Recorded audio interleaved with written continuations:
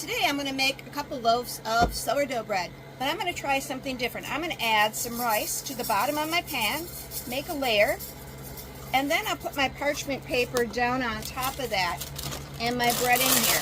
I'm going to do everything the same as usual, except the rice is down there. We're going to see if it makes not a hard crust, more of a well done crust, not too crispy that it's hard to cut through.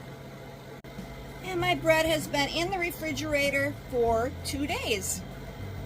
I'm going to do a quick shake.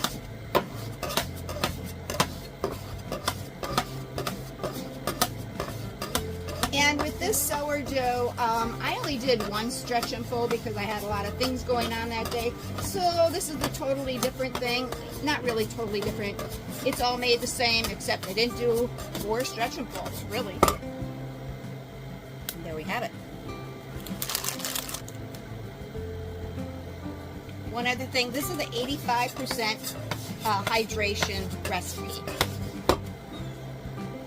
Into the oven they go. And I did add a little egg wash to each loaf. All right, you can see the bread is out of the oven. Let's take a look at the pans of rice. And you can see that the rice has browned a little bit. And I will just, I don't know what I'll do with that. I'll decide on if I'm going to toss it or what I'm going to make use of it.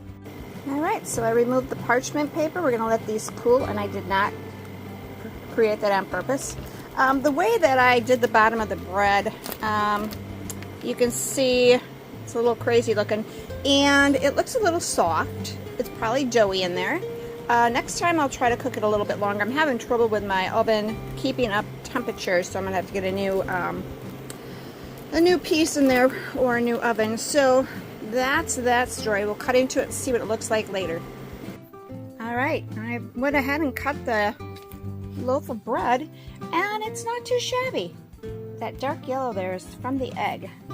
So I'm pretty happy with this. Might give it another try. Maybe add some inclusions in there.